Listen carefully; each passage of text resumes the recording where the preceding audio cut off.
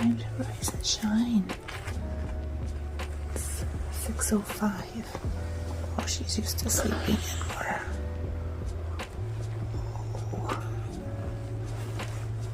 Oh, that's how I felt when my alarm went off too.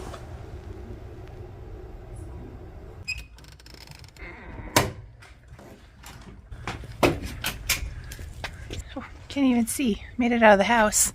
It's still pitch black. And we're off. I'd say off to the races, but off to the hot air balloon rides. It's 75 degrees out here already. Oh, I was gonna put these on. I guess I don't need sunglasses. Not yet. All right, here we go. Well, this is early, but we did it. It's 6:15.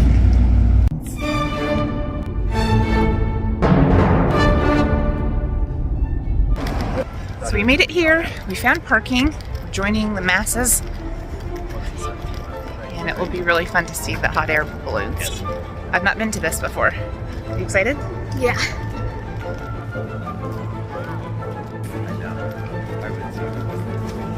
We're gonna have fun, no matter what. This is so sad.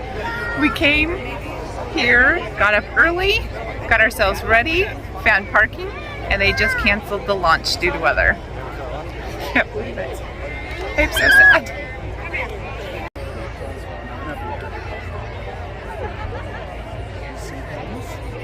What was the joke?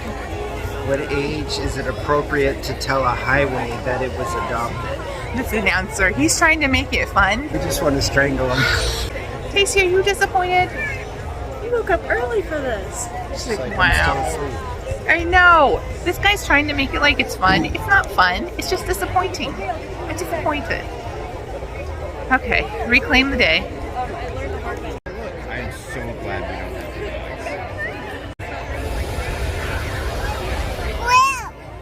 Here we go!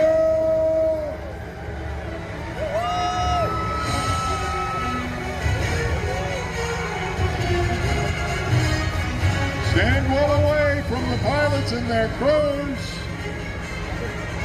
Inflation is underway now at Ann Morrison Park. Good morning.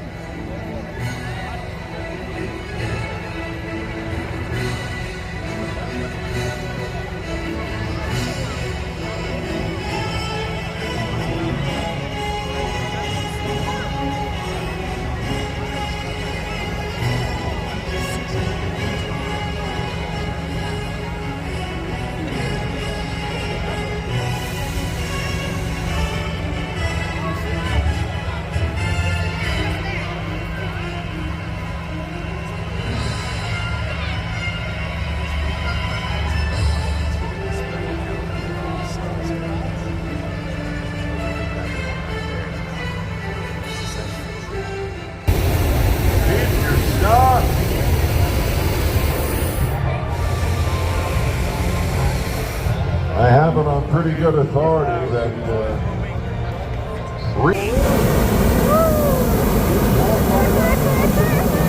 happy to answer questions. It's getting windy, so some of them are starting to come down. This was really spectacular, even more so than I thought. that one behind us. Yeah. Like they're running out of the way.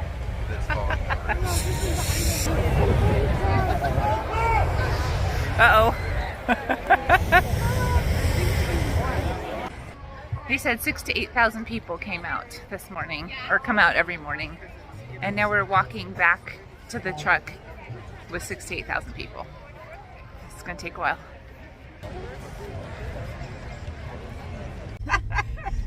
Guess where we're going, kids? Chick-fil-A! Okay, can you, what? No! Yeah. Jackson. 8:30 in the morning milkshakes. I made cinnamon rolls for breakfast. I forgot about those. That was hours ago. It was. That was over 3 hours ago. I just don't want a know. milkshake. A milkshake, Jack, it's the breakfast. Yes. Is it yummy? Did you blow in it? No. Stop by Chick-fil-A for breakfast. If anything is even remotely warm, she spits it out. But it's not hot. Can you try it? Negative. Come on, go.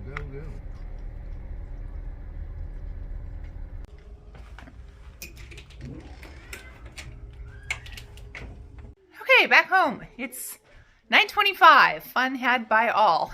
Is it time to go back to bed? So today we're going to make soap. This was the morning that we got up really early to go see the balloon launch. Well, the balloon park. Still, it was really fun. And now I thought I would just make some soap. So I'm going to get as far as I can while Tacy is napping, and then make the rest when she wakes up. She took an early nap since we got up so early this morning. So right now I am, let me turn you around. Right now I am melting my coconut oil and my lard, and to that I'm going to add olive oil.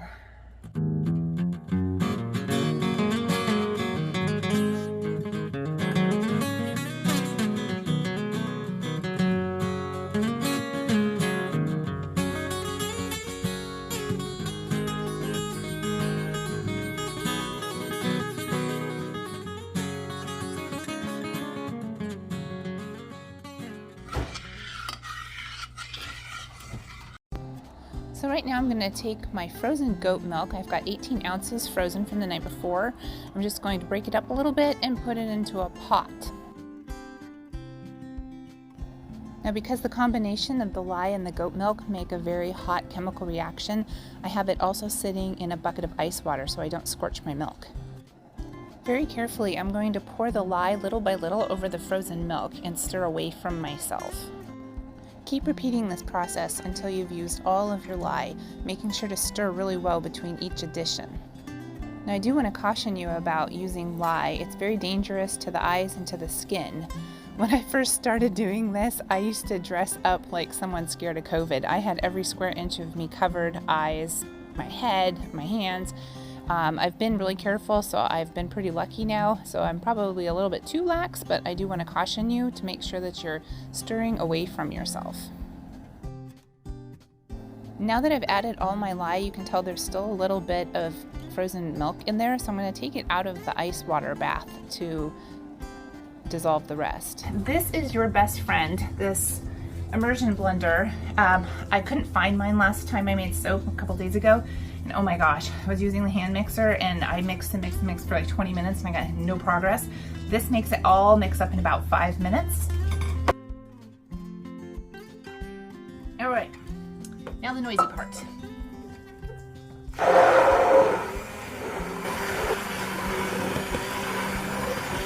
So what I'm looking for is called a light trace. That is kind of like a thin pudding. And I can sort of see it when it speckles across the top of the soap. I'm gonna actually stop it right here and add my essential oil. I'm gonna add 1 ounce. This is a 1 ounce bottle. It seems overwhelming, but you want your soap to have nice smell for a long time. So if you don't put in enough, it smells like the first couple days and then it stops. So I'm just gonna add all of this. Okay, I'm gonna mix that around in there. It's starting to set up, so I don't really want to mix too vigorously now with the immersion blender. I'm just going to mix it in like this. And it smells very pepperminty. We get to go pour it. If you want to keep your soap all one color, just skip this step, but I divided mine so that I could color half of it for a swirl effect.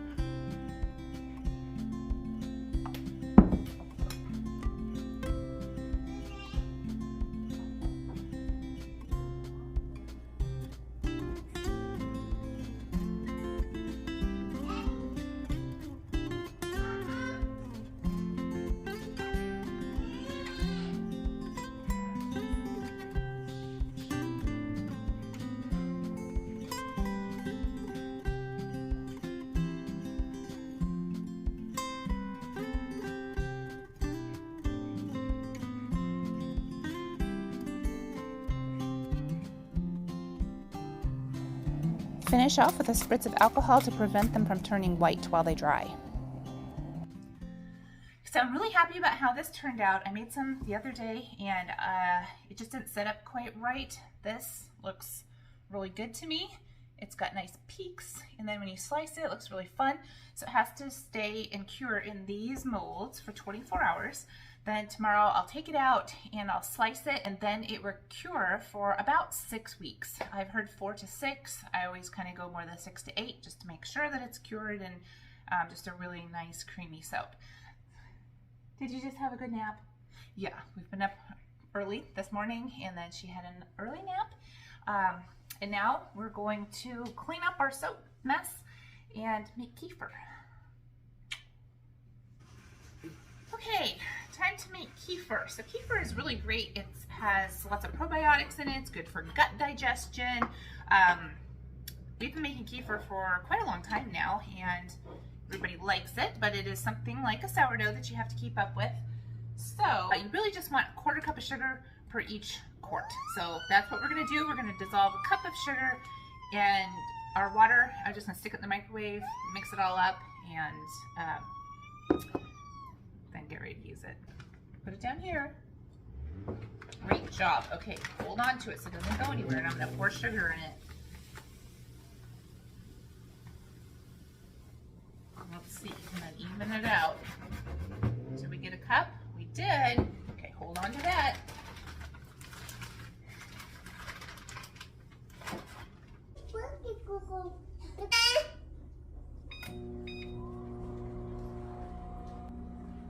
What are you doing?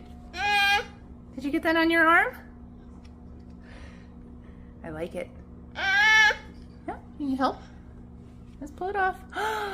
Can it go on your head? Let's put it right here. Can you help stir? Stir, stir, stir. Yes. All right, get the green thing. Get this. Put it here. Now put this inside here. Yeah. Bloop. Perfect. Okay. Now what do we do? Do we strain this? Does it go in there? Okay. Ooh. All right. And there's why we use the strainer. Yep. Perfect. Because you want to keep. Whoop. You want to keep these. Yes, she knows where they go. They go back into the first jar. Perfect. Super exciting. I use old spaghetti jars. They work. Exactly. They work out great. Okay, that's exciting. Should we do another one? All right, we're going to take our sugar mixture and put a 1/2 cup in each one. We don't actually need this, but since she likes this, we will use this. Okay, perfect. All right, you want to help me with this one?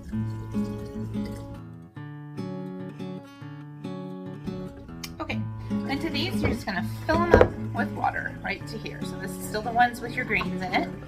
Fill the rest all the way up to the water. She's going faster than... Yes, you're exactly right. So now the greens that we put the water in, we're going to cover up with cloth. Yep, you know how to do this. Go ahead, help me out. Very nice. And they're just going to eat that new sugar water. Okay, where's the other? I use ponytail holders. Here we go. Okay. And then I'm going to stick it up in the cupboard since it's going to like to be out of the way.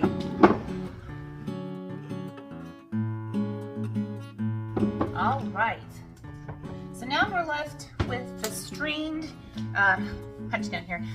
We're left with the kefir that we just poured off of the greens. And so this is just all that it is. You can drink it right like this, and it's just mildly sweet.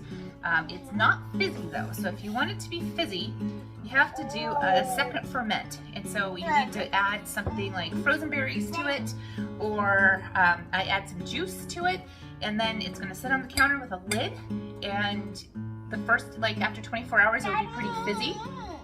Okay, so again, I'm going to add like a 1/2 cup of juice, which is just about perfect. Okay. All right, here we go. So we're going to stick lids on these, and you want to get them kind of tight because they're going to get pressure. You want pressure in them. That's what makes it fizzy. Is that good?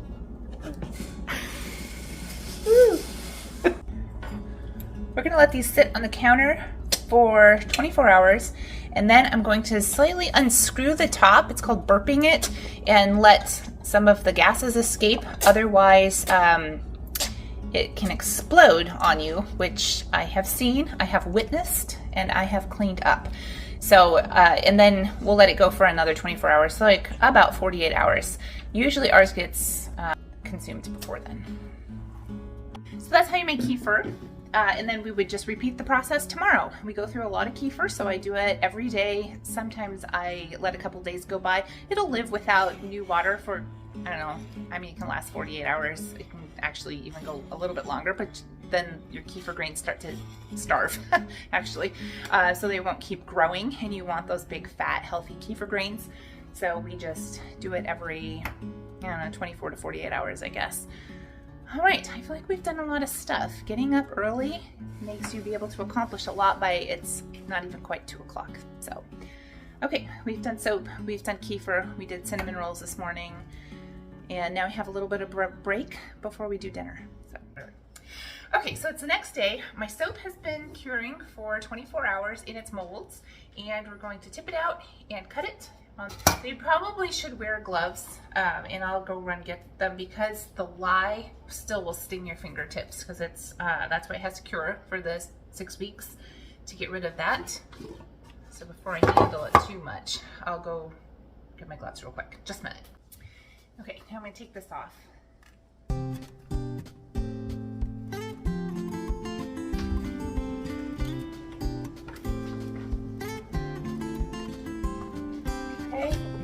I have my soap block. Isn't that pretty? Sometimes if your soap has bulged, you'll want to just make a little thin slice to get the end off. This side looks fine. This one, if you can see a little bit, it slightly curves out, so I'll cut that off.